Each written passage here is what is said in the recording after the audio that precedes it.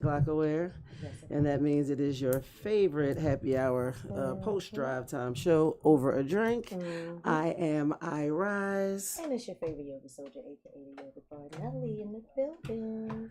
Yes, and together we are over a Over drink. I'm not sure where B Manley is. We both reach out to him to no Hopefully avail. all is well. So hopefully, yes, hopefully it's all as well. I did talk to our common brother who I know is on vacation. Okay. And he just got back. But why am I? Oh, because I got these dumbass nails on. That's not like me.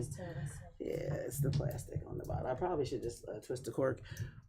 And together we are over a drink. So yes. What's going on? So Well, we we always got to catch catch up while we fight to get the bottle open so we can take some shots. I definitely have to take shots for the weekend that I had because yes, there's what I was looking for. Oh, that sound. The message from Toucan, so I can copy the link. I can drop it on Facebook so everybody can join us live that way rather than on my page. Oh, this is so crazy. Okay, so this week I was trying not to think too much about the fact that the Wu-Tang Clan was on tour for the Final Chamber. Crushed my heart. And I was trying not to think too much about the fact that they chose Philadelphia to do their final show.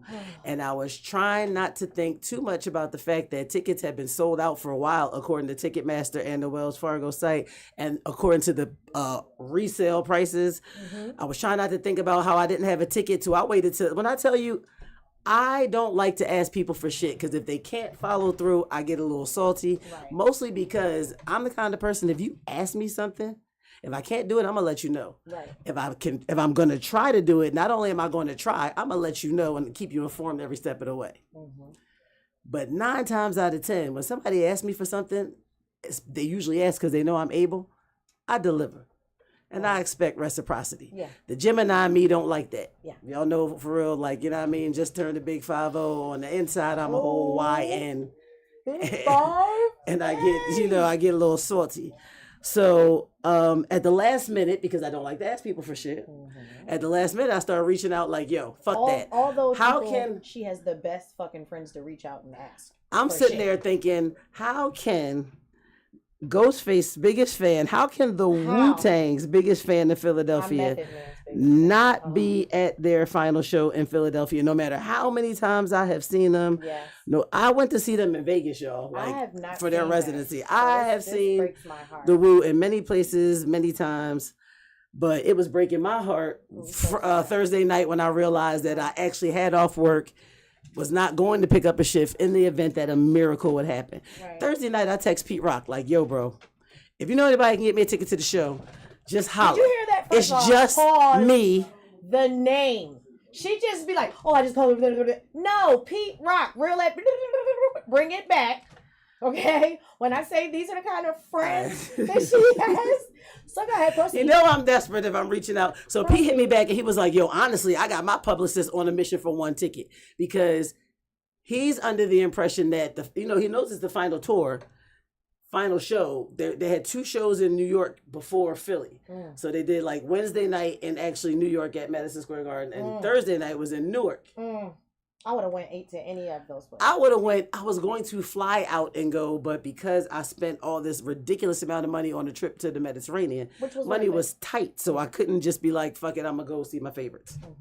So I'm telling you, I hit everybody. I woke up, I hit Charlie Mack. Charlie never texted me back. Another name drop. See it? Go ahead. Keep going. But I know he'd be busy. I did everything short of call Jeff because I knew for a fact that if he was able to, he probably would have been. But I do know that one of the contacts that I needed him to hit, he didn't even have. I know this. And I was pissed with myself because I had Ghostface manager's contact forever in my phone, but somehow through the years, it's not in there. But let me tell you something.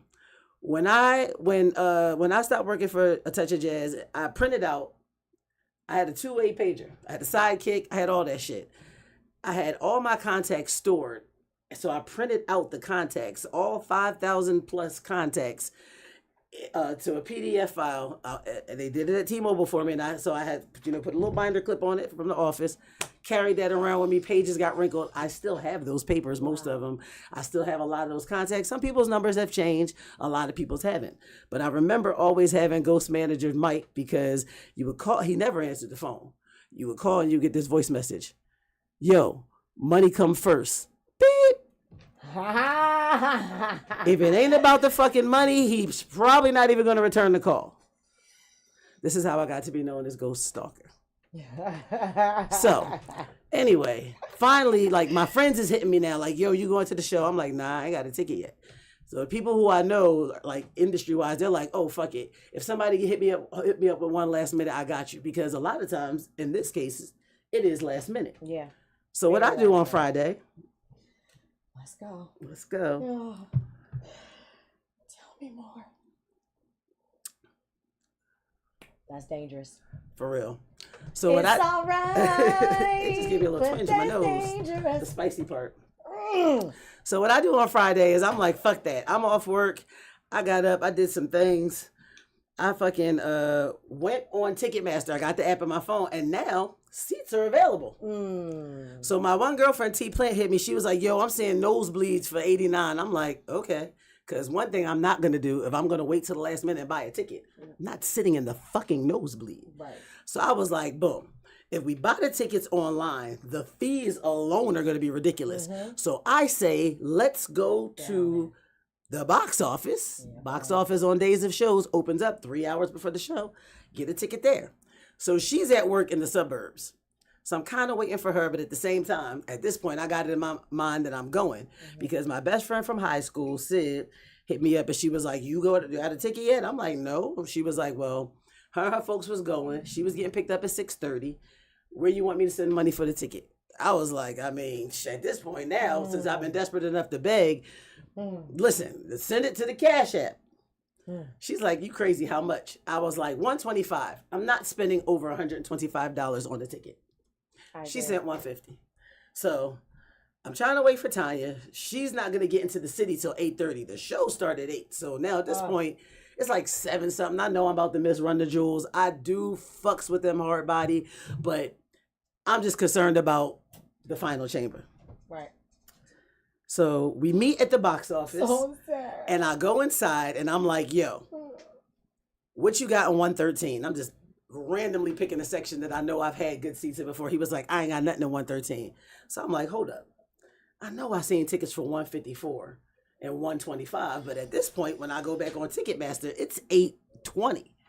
Tickets back at 174, 114 for nosebleeds. So I was like, all right, they have what's called obstructed view, where it's the side of the stage, it's where the big screens are, and you can actually see backstage the whole time. So you're watching from the back to the side of the stage. It's not a front full-on view. So this is considered obstructed view.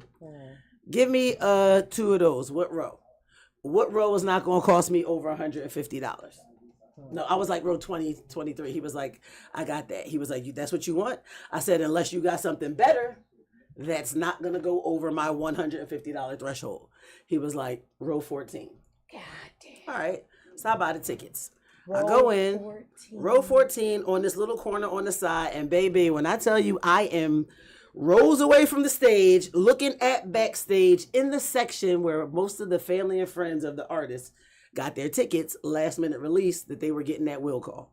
Which at this point, I'm still in line looking around, darting to see anybody I know that knows me like that. I did see Freeway in Hollywood him, but it was like from a distance, and I saw them once they got inside. But at this point, I'm already inside. I done committed to spending the money. It's not that deep because I spent a ridiculous amount going to see Drake. I better come out the pocket for my face. For the room. Okay. So get these tickets. So I'm telling my best friend, she's in 109, so she's at the back. So she got a full-on row, but she's at the back of the venue. Okay. Yo, it's mad empty seats. Come over to where I'm at. It's just like you know where you're going. Right. I'm going to 114. I'm telling her the empty seats. I'm going to 113, seats 10 and 11, blah, blah, blah. When I tell you, I got there to see the end of Run the Jewels, got there long enough to go get a drink from the bar, come back in, and now I'm sitting there and I'm like, oh shit. Now it's coming together. Like, if I sit down there, I'm right next to the stage, and I know people know me, so I'm going to go over there. So I go over there, and I'm in the row, and I'm trying to get Meph's attention, but he's like in this tent. And then here comes Ghostface. So now I'm like losing my shit, like, oh my God. I'm hollering, he's waving, and I'm like, yeah, but I got to tell you the story about this so you can be like, oh, okay, I remember. Because sometimes I got to do that. A lot of times I don't. And like each time it's like the love-hate comes out. Now people start screaming because the light's going down. They start the show. So I'm watching each member come out. I know who's coming when the audience don't know who's coming. I'm peeping that it's elements of their show, their show in Vegas. Okay. I don't care. I've seen the show a bunch of times. I'm in the zone. I'm hyped. I know all the words to all the songs. And the two girls around me, one got on the Staten Island Cat t-shirt, and the other one has on this Wu shirt. And I noticed after the fact, after we started the conversation, that they have on these Wu-Tang Final Chamber wristbands. So we talking. She gets me on her Instagram. She gets me a video. She was like, yo, you're wildin'. You know all the words. I'm like, yo, I'm an Uber fan. I got this tattoo right here because that's where Meth got his. I was like, Ghostface calls me his stalker by default because for a very long time, I've been following them and he is my fave. I'm like, yo.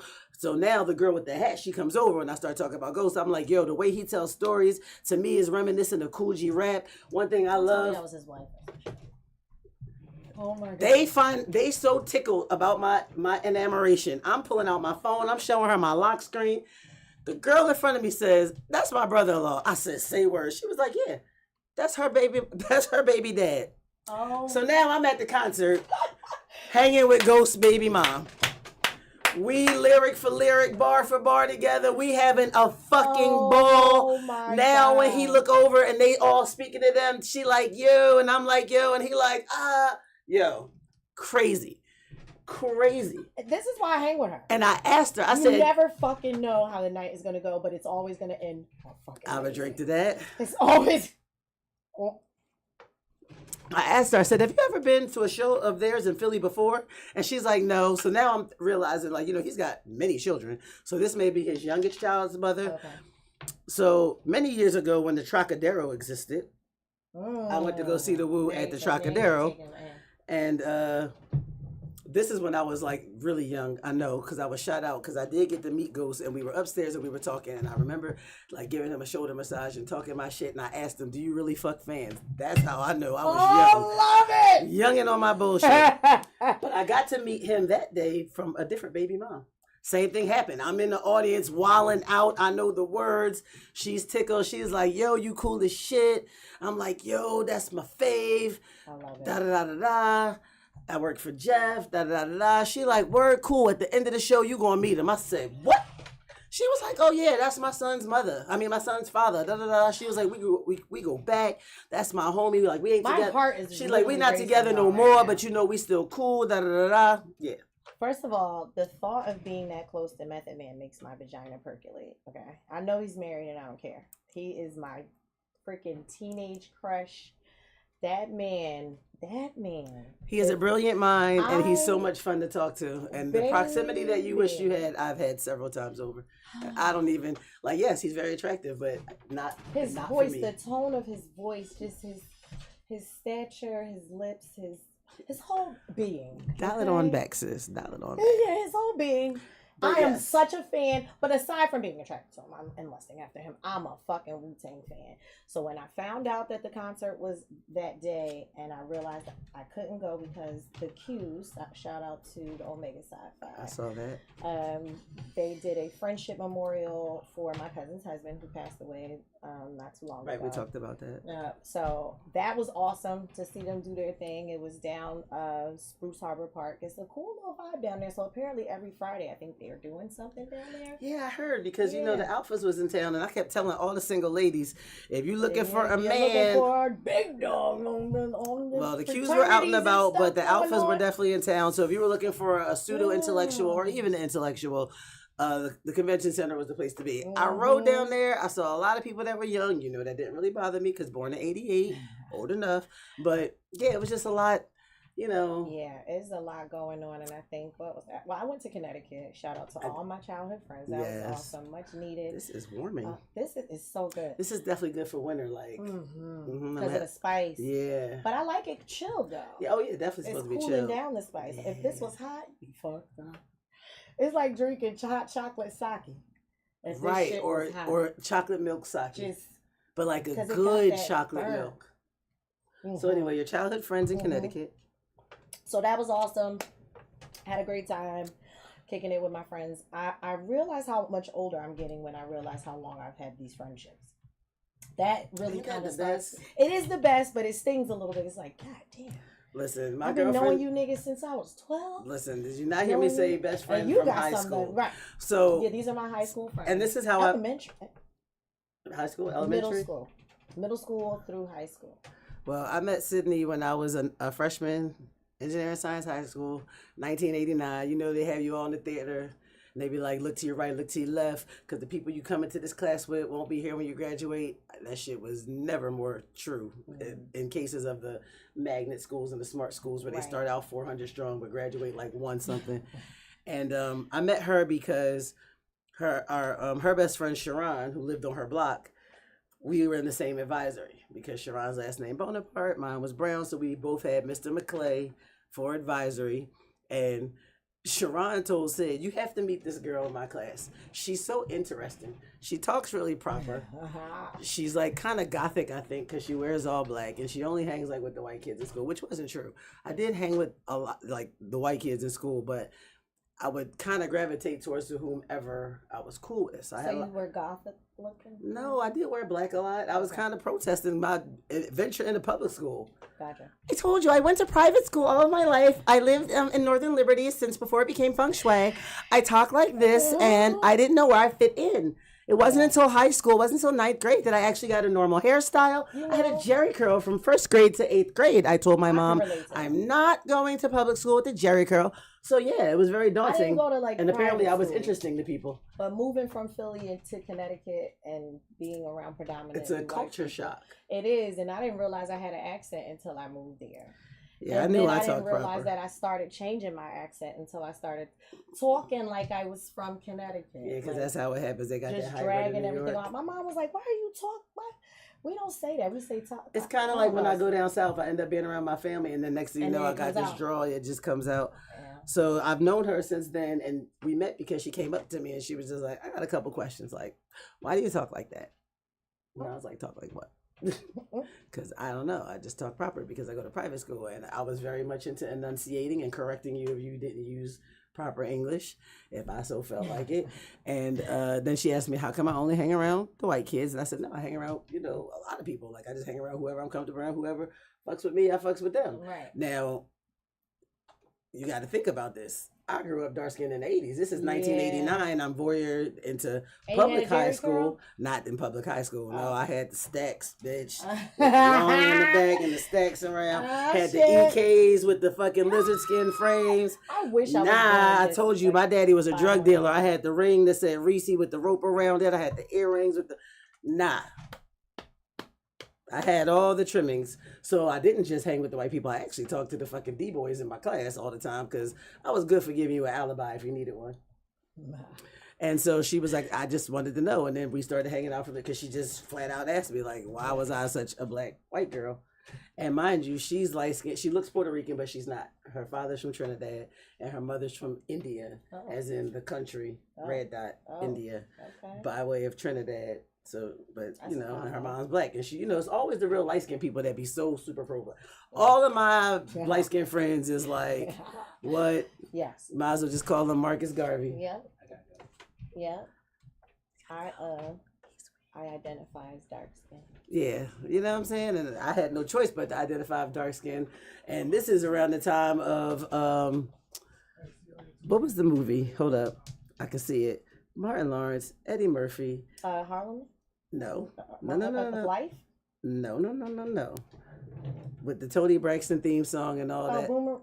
There you go, Boomerang. Okay. So this is when tall, dark, and handsome was always a thing. Mm-hmm. People either love Grace Jones or they didn't in Boomerang. True. This is the era I'm from. People either liked dark skin or they didn't. Yeah. And because I got teased for being dark in my neighborhood, because I was dark and had a motherfucking Jerry curl looking like the 8th member of Ready for the World or whatever, I didn't get that at private school or when I stayed in Mexico as an exchange student. Like people were fascinated by my complexion. Of course, when you go other places. Yeah, like, my mom's darker. Yeah, so like it was so much so that I used to tease my younger sister. I used to call her unbaked cake and tell her she was adopted because she was the lightest one in the family, and I would be at family functions trying to figure out where this yellow broad come from. Colorism within the whole family. Listen, colorism was definitely taught. Yeah, early. You couldn't pass. Taught. That is some shit that is taught. And I almost lost a really good friend to colorism. Like fast forward to the 2010s, I believe. So I do marketing and promotion also as a job, and I had this really, I don't want to say had, we just haven't spoken in a while, but whenever we do speak, it's all love. Right. Ishmael, that is my nigga. Half Puerto Rican, half black, super light skin. He got tired of my light skin jokes, and he said to me one day, peace, that he was going to end our friendship if I didn't cut out the light. He said to me, Irize, I don't know whatever trauma you dealing with from when you was younger. And it was so weird because he was younger than me. And I already had my daughter. So this is I think he knew me prior to pregnancy. So this is, I'm in my 30s and he's in his 20s. And he's like, if you don't go the fuck up and get over this colorism shit. Wow.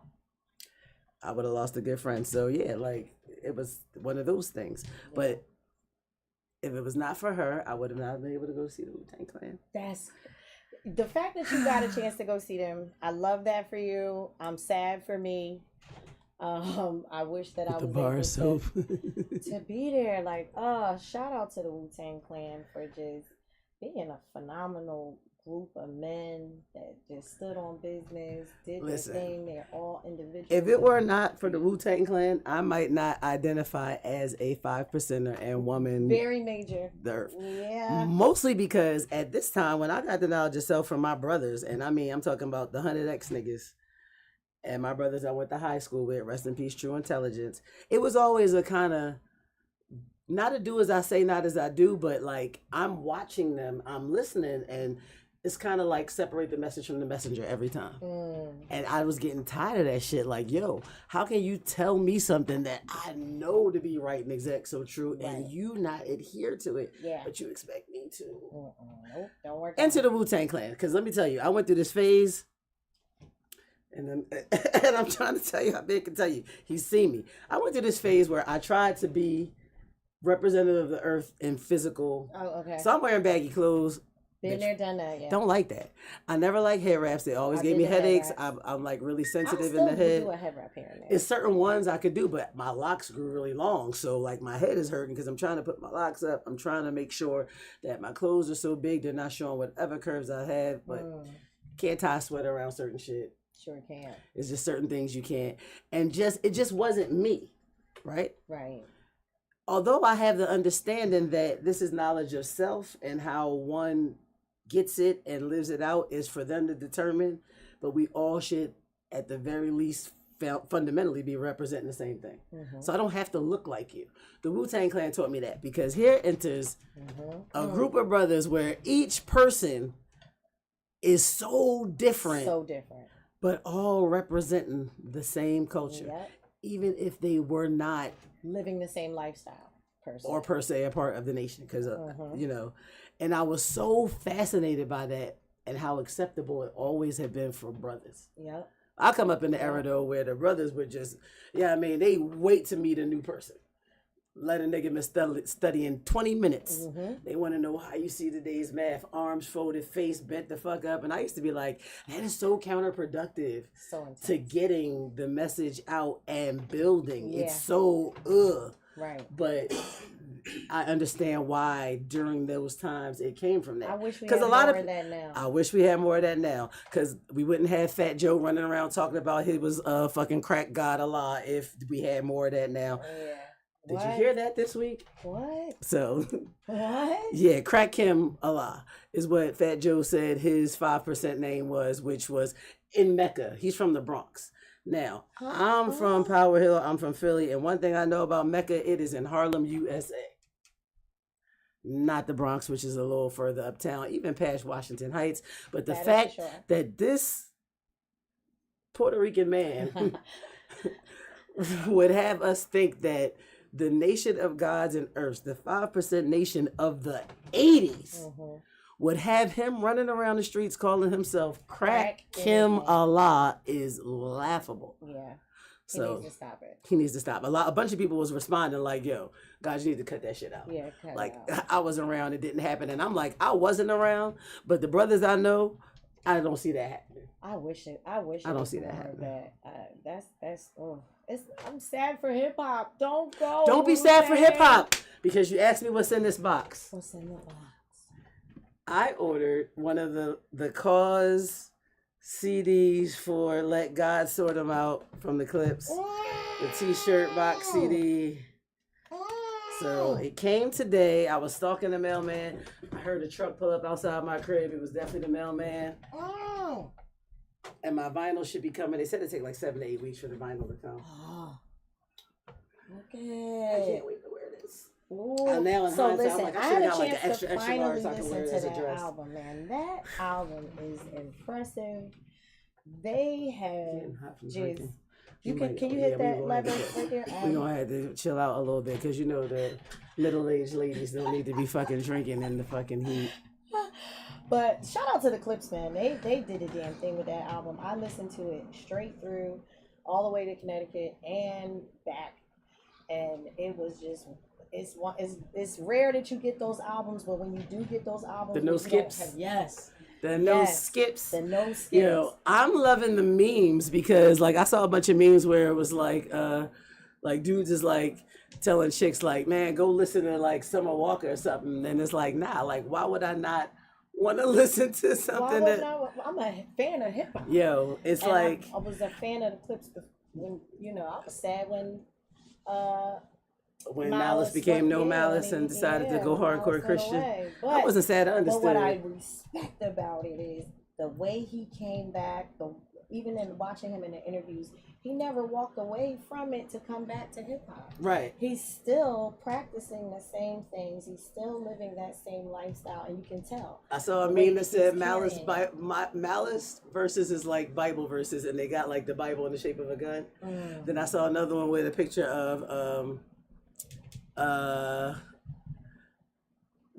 the cocaine mommy, and it's like all the chicks listening to the Clips right now feeling like I said, yo, the album is phenomenal. I was crying. It's phenomenal. It's here's what I like about it.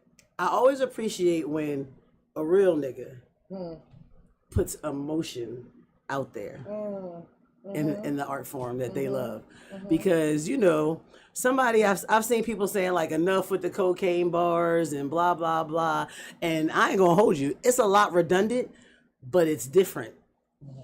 You know what I mean? A lot of that shit is redundant, but the wordplay is so sick and the metaphors change, so it's different and it's refreshing. And these niggas is 48 and 52, so like they did shout out to the old school coming back, remaining true school.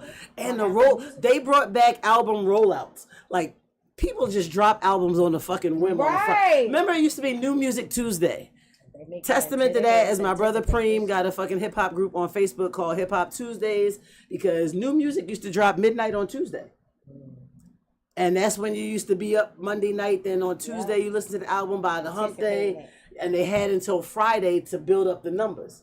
Now music drop on Fridays after midnight. There's no rollout. Sometimes people are in the studio because you're on their social media and they go live and you realize they putting some shit together, and then on a random motherfucking Friday night they drop an EP or a mixtape or an album. No rollout. Doing videos anymore? Like, remember when yes, Michael Jackson would drop a video? People do videos. MTV still exists.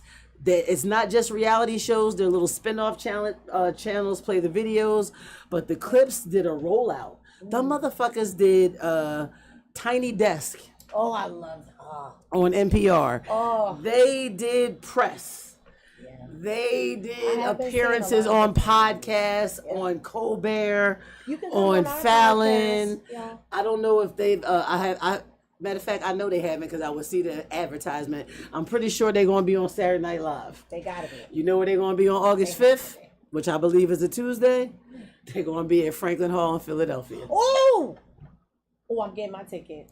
And I know this because my best there. friend Tina called me after she heard the album. She was like, yo, we got to go to the show together in LA. It's a date. And she just dropped that in the group chat. And I was like, you know, I'm there. That's going to be ridiculous. Beth hit back. She was like, I want to go. Not only did I hit back, I was there. I went online, Clips on Tour, tried to find out when the dates. I found out they in Philly August 5th. And I text her. I said, Spicy, just trying to see if we really got a date on August 23rd. Because I'm actually off. And I just got to get rid of my shift on the 24th. So I'm just trying to figure out if we have a date. And she texts back, what's going on then? Which I said, clutch your pearls. Because you the one interrupted my living on a random ass Thursday talking about we got a date to go see the Clips. Why wait till the 23rd when you can see him on the 5th? I said the Clips is going to be in LA. Let me tell you why I wait till the 23rd. Because my best friend Tina is married to a man who I call the Rainmaker. He's already in with them. So going to see the Clips on the 23rd isn't just going to wherever the fuck they're going to be in LA, because I didn't do my due diligence to see where they're going to be. I just checked the date. I knew it was a Saturday. I know Malice's birthday is the 18th. I know it's a whole weekend that I'm off. I knew that I was ready to go be in there with my little box and my CD and my Sharpie and get these signatures. That's all I knew. Nice. So I had to, but I told her, let me know if we got a date or not, because I will just go on the 5th. Yeah, she will, yeah. I will just go on the 5th. Oh. She's like, oh no, we got a date. Shout out to Pharrell. And I'm holding, shout out to Pharrell always. Shoot. He outdid himself again too. Yeah, he's such a genius.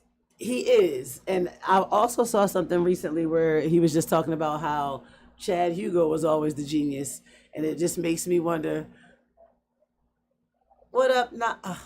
Thank you for tuning in. You know what I mean? You got to check out every fly day. Pinkies up. But yeah, the album was just like the rollout, and I was just like, yo, I'm excited about hip hop. People always talk about how I be listening to the bullshit. Yes. Like that's how it was making me feel. Like that reminds me of when Kanye West dropped that album where the I got that too. Thing was I got that too. What? Listen. What? I'm a Gemini. You can't say nothing bad to me about Kanye. One of these days he gonna unbump his head or get drop squad. He gonna come back around. But until then, I just remain silent on the subject. Listen. And I sip my. I mean, a lot of things he says is true. It just sound crazy, and he don't know how to put it in the nicest way, and I chalk that up to him being a Gemini. Can we segue into the Eagles real quick? We can definitely segue Shout out to our Eagles. Did you see those rings, baby? Them pinky rings was the shit with the wings that come out. On a sad note though, we lost one of our players. I wish I had my phone. His last name is Bremen. Right. To cancer, unfortunately, at the age of 38.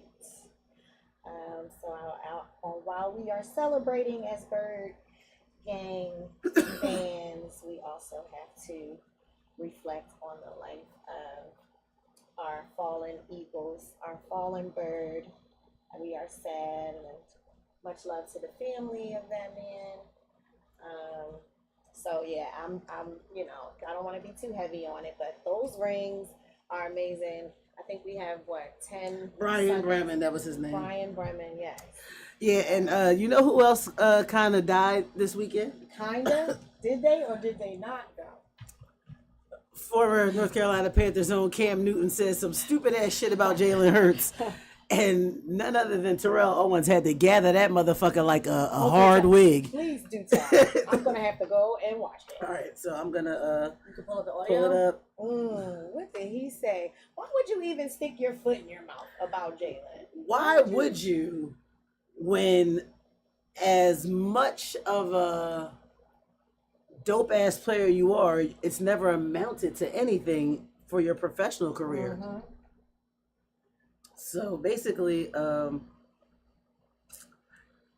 Cam Newton ranked his top 10 NFL quarterbacks, and he ranked Buffalo Bills star Josh Allen number 1, Lamar Jackson number 2, Patrick Mahomes number 3.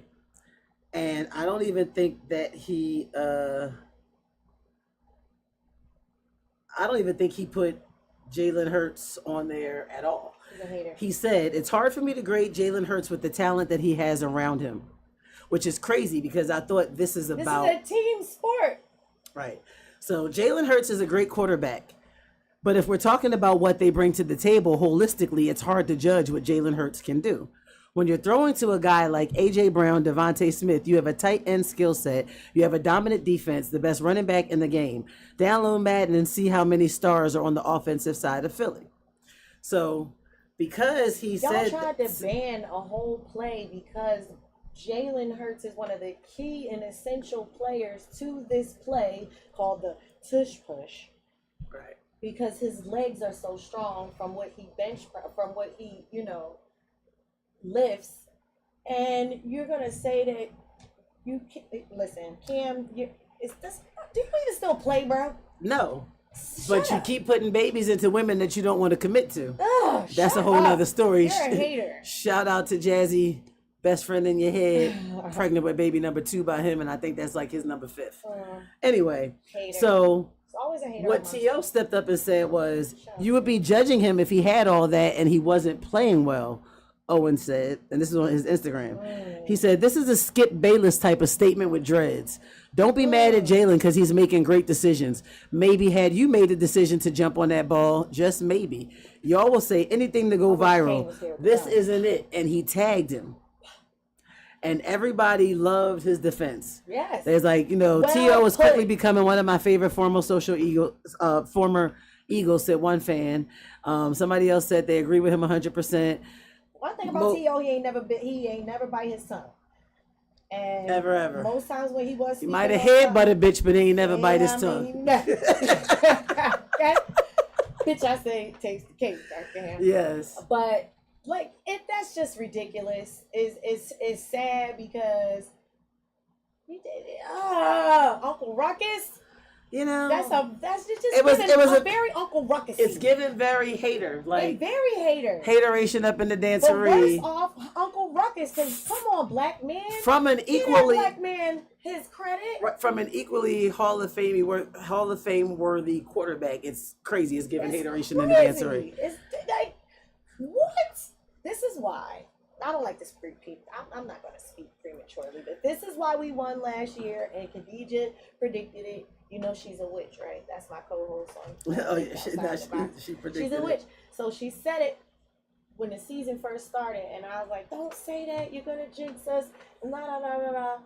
Hey, and then we won the Super Bowl. So if I have to bet on Deej, I'm betting on Deej's predictions. If she said we're going to the Super Bowl again, and that we're going to win. And a lot of people do not doubt that. But those rings were definitely fly. Oh. Those rings were fly. They shut everybody else's ring down in history. For sure. For sure. Like, in history. How you got the wings that come out and retract in fights? Ew. So I'm late to the football, and I am a Panthers fan, and they don't do well and they suck, so I don't get hype about that. I'm an Eagles fan too. I do have Eagles paraphernalia. Yeah. I do rep for the team. I did and not be Philly somewhere. I can most definitely do that because I'm from Big North. Who's going to tell me I can't? But you gotta be Eagles fan. So yeah, but it's infectious when we win, especially when you are. It's definitely infectious when we win and watching my friends and family celebrate. But I'm all about the NBA. That's always been my favorite sport next to boxing. And the Summer League has been shining. Who's shining? Who's shining in the Summer League? So, are we doing a little bit? What do we got going on? I'm no longer, I've been stopped. I never trusted the process from the beginning. I'm going to just put that out there. There were some brothers at my job having a discourse about the Sixers today. And somebody was like, Embiid was talented, and I was like, he is talented, but here's the thing: in today's NBA, you cannot be talented and injured at the same damn time. You cannot, and you cannot fully heal from being talented and injured when you don't got a sister at home. That's just my own personal, personal take. Over there eating that unseasoned food. You know what I'm saying? That's why you ain't getting better. The fuck? No flavor. No, you supposed to marry shit translating on the court. Hell wrong no flavor. Supposed to bring somebody from the village on over here. You know what I'm saying? I don't want to get sideways. I don't want to be rude. But there's a lot of talent coming out there. And baseball, Phillies is looking good. The Phils is looking good. We finally came over the fucking Mets. We in that position. Guess what? I gotta get to a game. The All-Star game is going to be in Philly next year. The Major League All-Star game next July during your birthday season. Oh, yeah. I can see there's going to be a lot of parties to be had. And we're going to be at them. Yeah, for sure. Like as old as Oz is. I was telling my coworkers that earlier. I said, because shout out to my homie Sheed, him and his wife Kiana, the Burwells on Instagram. They have reached 40,000 followers. Wow. He had his 50th birthday and second annual Burwell barbecue on Saturday, which I missed. I made this big pan of hoagie dip and fell asleep. You know why? Because at this big age. When was this? Saturday. I actually do. Oh, awesome. So on Saturday, this was, and I realized I've been wanting to come to all the functions, but I swear to God, I turned 50 and it's hard. It's so much harder. And if I take a nap, I said it all the time. If I take a nap, there is no take a nap, set the alarm, get up. If I get up and the sleep feel good, a bitch is staying asleep. Especially since I have to be at work at 6:30 in the morning. I'm at that age where I enjoy my rest. That is why this chocolate stays so smooth and silky, because a bitch will go to sleep when she needs to go to sleep. Yeah. So I'm sad that I missed the barbecue. I was on Instagram though, because I'm picking up some shifts at work and I was planning around these days. Shout out to my brother Nate, Philly Nate 215. Shout out to the Ditch Day Posse, Vibe Entertainment, DJ Oh Boy. They are doing a Ditch Day next weekend, and not next weekend, in 2 weekends in Pittsburgh. They're doing one in Dallas. They're doing one in Delaware or Houston. Now. Yeah. So shout out to them. And what up? Dee just tuned in. She said Embiid is done, but we're good. Yeah, because as long as the Sixers got Maxey, there's always potential. Was you tuned in when I called you a witch? Or did you feel me talking about you? She was tuned in. There you go up there. She said, hey, sisters, they're haters. We ain't even peeped that. So, yes, I'm really excited about the sports seasons coming up. I think last night, I fell asleep watching Ali on Channel 6. Like, it was playing like that late night, Sunday night movie. And I was trying to go to sleep so bad, especially since it was the TV version, but I found myself watching it again as if it was the first time and like kind of nitpicking and picking it apart. I couldn't fall asleep. You had restless energy last night? Yes. I could not fall asleep. I was up until 4 o'clock. I will say I went to work and I got off work and I went to bed. So that's probably why I was, remember I said I fell asleep. I was supposed to do the barbecue on Saturday and I fell asleep. So on Sunday, I got rest for work because Saturday night I also worked. Shout out to Fly Girl Stacy, one of my bestest friends. She's cool. She threw a party on Saturday at Warehouse and Watts. The Remedy on the lower level, which was a long running party at Club Fluid, which no longer exists at 4th and South. Cosmo Baker, Rich Medina, shut it down with classics, vinyl, house. I love it. Hip hop, you name it. And then upstairs was Tasty Treats, hosted by Yamin All World, my brother, and Mike Nice and Questlove came through. That is the original Tasty Treats bunch. Yeah. Yes, I worked the door at that. She put her merch out, so I got me a Legendary John t-shirt. Nice. Yeah, I did that on Saturday. I worked the door. I woke up from my nap in time. She called me, actually. Real shit. She rang my phone and she was like, hey, how far are you? And I was like, I'm about to walk out my door. At this point, I don't even know where my keys are. I just woke up. I just finished washing my face and brushing my teeth. I just threw on anything. This is the definition of staying ready so you don't have to get ready. And she said, okay, cool. It was 8:40 when I got that call. I was parked and in the venue at the door, 8:48, texted her like, hey, just so you know I'm here. Because I ain't want no shit. That's I want no shit. Fucking DJ Active does to me. I'm just saying the parking spot was a blessing right there on Watch Street. And I did that, but then I had to be at work at 6:30 in the morning. Oh. So the fact that I could not really, like, I slept all day. So you were rested. So I was rested. I came in from the party. I tried to force myself to go to sleep last night, and I couldn't really. So I was up watching Ali. It's the late night movie I done watch. When I come in the house from working the door at 2 a.m., The Rookie is on. After that, usually it's 911. Oh yeah, all them shows. Or the Sunday night movie. So now I gotta go to the car because I gotta go get something to put me to sleep, and I left it in the car. No, I can't eat because I'm already complaining about the weight I gained. So I'm trying to force myself to go to sleep. So I go to the car, get my medication. I'm watching Ali. I set the timer on the TV for 30 minutes because I'm like, fuck that. And I dozed off. My alarm woke me up. Go get to the money. That shit will, because it's the reminder. Like, bitch, you have to go to work. And today I said I was going to try to start this week off better. Today is the first day that I got to work and made it to the parking lot without having to then move my car to pay for parking because I missed the bus. And I pulled in and there was a parking spot right there. It was just, everything was going my way. It was this close though, because some slow motherfucker on 95. But I made it, and yeah, tomorrow I don't have to do better because I don't have to be at work till 5 unless somebody takes my shift. And if they do, I think I'm gonna go on a day trip. And then Wednesday I'm off, and I might pick up because I kind of need the hours, you know what I mean? But at my job, people pay you to come to work, so I might be waiting for somebody to be like, "Yo, I got a 7 to 11 for $30, and for $30 I'll go work from 7 to 11. For $50 I'll go work from 7 to 1:30. Right. Like that's the going rate. So I love that. She definitely keeps me on my toes, and I just was saying that to somebody the other day. Like, I definitely have to get back to my hustles. My hats are coming back out, just rebranding, changing the name, but I'm coming back out with the hats. Sometimes you gotta pop out and show niggas. I gotta come back out with my Nelly Yoga Fitness line. Toucan was very intricate in my clothing apparel and my line being successful.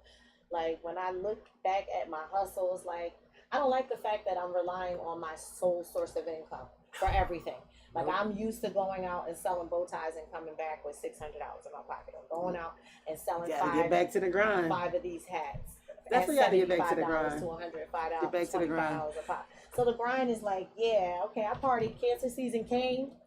Woo, it came in, and it's almost out of here. Tomorrow, I play hard because I work hard. And you should do the same. And that's what I'm learning. I've had somebody say to me, they was like, yo, you're always working. And I was like, well, somebody's got to do it because I have a particular lifestyle that I'm accustomed to, and I have to fund it because nobody's going to fund it for me. Boom. I've tried, I've asked, and people try to act like, huh? Like, it's crazy how somebody can ask for the best part of you and don't want to give you a fraction of themselves. That's why I be chilling. Like, I've done it. Like, I tell people, like, I done had the kids, I done had the relationships, I've done it all. I'm like, done it all. This where it's time for me to be a YN if I so choose. Yeah. And that's what I be on half the time. Like, yeah. Yeah, I mean, I'm just be quiet because my mouth just goes somewhere it ain't got to go. Yeah, but before we forget, on a sad note, I hate that we have to talk about this, but these deaths. It's just way too many people. Way too many dying that we know that we've grown up with. And it's not just health and wellness. It's just sucker shit on the street. On Friday, or maybe it was Friday, I get a text message from one of my good friends. She's on vacation. I didn't see her story. They on a girlfriend's trip in Mexico.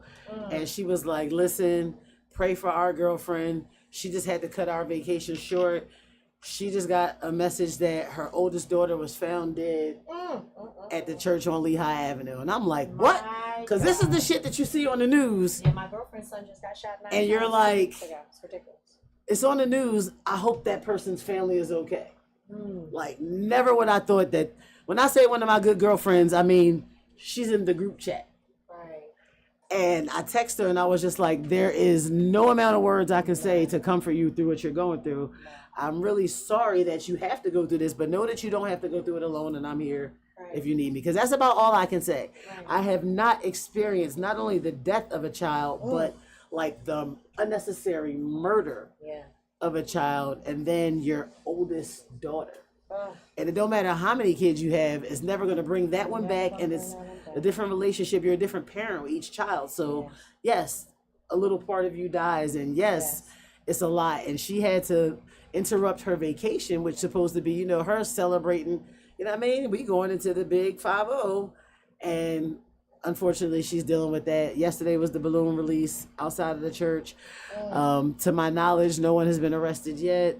Very little information has been released in the news, and that still does not excuse anybody who knows anything from not saying something and coming forward, because lots of lives have been changed forever. And it's just crazy to me that this happened. Another young lady whom I don't know lost her life in South Philly, and today they arrested her boyfriend. Like, and it's crazy because I said to one of my friends on the phone, I said, let me tell you something. As much as I could be a lover girl, and as much as it seems like a cool idea to have somebody crazy over you, I don't ever want nobody that motherfucking crazy. Nobody that crazy. Do not take my life over me. Don't love me because we're not seeing. I don't want you to love that me. whole I'm a ride for you, die for you. No. I'm definitely the what we gotta die for. Why we gotta die? Why we gotta die? I don't want to be a ride or die. I want to live and coast. Like I'm trying to figure if you don't know how we're both gonna not only live but survive, then I can't ride with you. Especially at this big age, because I've seen some things. I've already been stupid for love. I already know this. Child. Anything permanent at this point in my life is a business relationship. You're gonna make sure the ends meet the means to the end, and all of that generational wealth and family. And if you're not, I have no use for you. Yeah, no. Honestly, like that's where I'm at. At this ripe age, too much crazy shit going on. Philly has become like a top city in STDs and shit now. It's crazy. And it's the young people and the fucking geriatrics where the fucking numbers are on the rise. The geriatrics, y'all fucking in the nursing home? Yes. Yes. Hey, y'all think because y'all old, y'all can't y'all be seeing these videos of the young CNAs taking their little cases out and shit? Yes. They're giving these niggas syphilis. Horrible. Y'all better strap up. Y'all better start wearing doing stuff. I tell people all the time, I love my pH way too much. It's been on point for many years now. You can't be walking around smelling like hot garbage. Especially in the summer. Ew. I posted about it a couple weeks ago. I said, I don't understand why. Who told y'all to wear musky scents in the summer? Oh. It's not. You need a floral scent. Something refreshing. Some people just spray a clean scent. That musk shit, that natural shit, that native shit. Not unless you're showering several times a day on these 90-degree plus days. Garlic. Ew. Speaking of 90-degree plus days, Fox News. Shout out to Fox News in the morning, Mike Jarrett. Oh my God. Those are folks. Of course, a shout out to Sue Serio and those who do the weather in the morning. Of course, it's going to be hot on Friday, so of course, leave it to Fox News to mention that it's going to be Friday. 95 degrees. And if you ain't got nobody, it's a good time to be outside. You know what I mean? Who was quoting that? Was it Mike? I'm just saying. Or was it Alex? I'm going to be honest. You never put it past Mike. I never put it past either one, but I don't watch Fox News in any way, shape, or form. Not even Fox Philadelphia. Outside of I have seen Good Day. I don't watch it. I watch it faithfully every morning. But I do watch Mike's show. Every morning I watch Mike's in the Bill. I do watch that. I do watch that. I do watch the local show. I don't watch it while it's happening. It's in my sister's DVR and I snatch it off there because I am an American Broadcast Corporation person. It's from my background being in journalism. If the shit ain't ABC, if it ain't Action News, I don't trust it. Jim Gardner been off the air for a long time and I still only trust 6 ABC. I used to only watch 6 ABC too, and then you know what changed my mind when I moved to Philly. And Chanel was on Fox with Mike Jarrett. Oh yeah, I just fell in love with them, and her name was Chanel. I just couldn't. Yeah, I've always. Let me tell you, when I travel, if I'm watching local TV, like if they don't have nothing good on whatever cable channels they have, I'm watching their local ABC because that's where I know Kelly and Michael come on. That's where I know I can see Tamron Hall. Like I know I can see Good Morning America. Yeah. I'm like. I did used to watch that for Robin Roberts too, because her last name is Roberts, so it's mine. But I also wanted to trying to find a familiar collection, about to hit her up for some bread. Girl, yes. And Theo, y'all. Rest in peace to the purveyor of the Gordon Gartrell. Everybody got to pull out y'all pictures or pull out y'all shirts and wear. Rest in peace to Theo Huxtable. Oh man. Malcolm Jamal Warner had a drowning accident in Costa Rica on a family vacation. Shut And this is not the time to joke and say, see, that's why niggas don't get in the water. We absolutely no, do. Yes, we do, and we know how to swim. But you like that's Costa Rica. I mean, we don't know what the circumstances were, but you know, sending my that's deepest what caught me off guard. Because I'm like, to he his just family. was on a show, so nobody was saying anything about him being sick or anything like that. 54 years old. Just born at 54. 54. Ananda Lewis, like. And that was cancer. We always say fuck cancer. Let me tell you, this is why I go to every doctor appointment. This is why if something don't feel right, I'm at the urgent care or the ER. This is why I let my doctors know whatever type of recreational, whatever I'm doing. Because I don't want to be a statistic, a random case, an RIP. I always joke all the time. Like, I could be dead now. This could be existing in a parallel plane. And over here, it's a whole different me being mourned on my Rick and Morty shit. But I was at, shout out to my girlfriend, Jewel. Her mother passed away. I was at the funeral this weekend. I actually did that too. And I helped serve the food. And I was just there for her because not only is this a childhood friend, Jewel and I live literally a block away from each other. We were in Girl Scouts together. We both were two girls who grew up in the neighborhood but went to private school, so we didn't really go to school with anybody until high school. She went to Franklin, and she actually went from being a good friend of mine to my cousin because she married my cousin and had a son, which is my cousin. So I'm at my cousin's grandmother's funeral on Friday, and it was just so surreal. Having those moments just remind me that my parents are of that age bracket too, and I'm not ready. I think I might be catatonic. I definitely need to look into whatever FMLA is because I'm going to need it because the 3 days they give us for bereavement ain't going to be bereaving. And I try not to think about it, but I understand why my parents say that that's one of the reasons why they keep moving because they feel like it's not until they slow down that everything slows down. So this is why I'm always outside. This is why I'm always on the go. This is why I'm going to keep traveling, keep being outside, keep moving and living life because life is meant to be lived because the opposite of that. And stress. Stop stressing, people. And we don't exist in this particular physical form forever. You know, I think about how we celebrated my aunt's 100th birthday and there is a chance based on genetics that I could survive that long.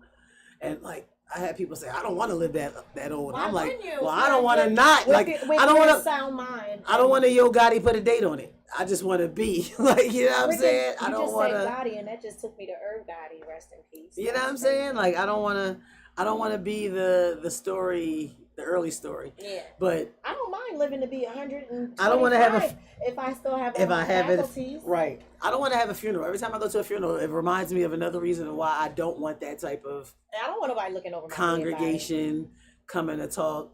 I don't want it. I don't want nobody saying prayers over me. I don't want you sending me to your Lord. I don't want it. Well, I'm not Christian. Well, maybe I am. I don't know. I don't go to church, so I don't identify with the religious aspect of stuff. But I am a very spiritual person. I do believe in God. However, experiencing my first janaza really was refreshing. It was a few years back, and I've been to several since then. But my first one, I was like changed forever. I kept telling my family because this time I was still going to church and stuff. I said I want a Christian janaza, y'all. And then, I've seen them. I've seen them. I've seen Christian. It sounds crazy, but there are people who like their family is very Christian, but they may have devoted their life to Islam, and so there's a very Christian-based janaza. I don't understand why we hold the bodies for 4 weeks until the family from all over the globe come in. No, put me in the ground, take me back to the Creator the way I came in. You know, wrapped in a shroud, naked, wrapped in a shroud, rub me down with the oils and the stuff. And just, come on, keep it simple. I feel like it makes the grieving process, just let's get to it. Now I got to sit up here and hold on to this for 2 weeks until we go to this funeral. When you're participating in it, it's a different way of saying, see you later. Like, it's a different understanding. The men get in the ground with them. Oh, my God. It's just so I think seeing that, I cried at like. It's so intimate. It's so intimate. Like I that's what I want. A Christian janaza or just. I don't know what I want, but I don't want none of the shit that I've been saying lately. Honestly, like it bothers me. Although for a very long time, I always said at my funeral, I want everybody to say, if anybody asks you, where I'm going, and that is not where I believe I'm going at all. But that was my grandmother's favorite song, and every time I hear that at a funeral, I bust out in tears. And somebody better think sing about it my right. grandmothers. If you don't sing it right, don't even go for that song. If you know that ain't your range and you can't sing that song like the fat black lady from Lean on Me, don't do it. The soloists at my cousin's grandmother's funeral tore it down. It was a young lady and a young man, and they did a duet. They tore it down. I love a good I think that's the only thing I would want is the singing. Yeah. But I don't want y'all over there talking shit, making up lies, and you know what I'm saying. Holy Ghost worship party. It definitely was a Holy Ghost worship party. I saw some people get the Holy Spirit, and I always be sitting there like, is that real? I mean, I feel like it's real for those whom are moved. I have heard certain words being I have been moved by certain words being preached by various preachers and imams. I used to tune in every Sunday to the NOI, and boy, don't let me catch Farrakhan, cause I'm ready to convert. I'm ready to take a shahada. Right. I'm ready to fucking die, and then I remember you probably had something to do with good brother Malcolm being killed. But that's neither here nor there. Tune in to Glockaware everywhere. It is shot o'clock is over. We're going to finish drinking these drinks. We're going to see y'all next Monday. Yes, Nelly going to see you Wednesday. Wednesday, 10 to 11. I'm off work. Me and IKD. That means I think I can come we're by. going to be over a drink thinking outside. The Think box. outside the bottle. Think outside the bottle. Hey, my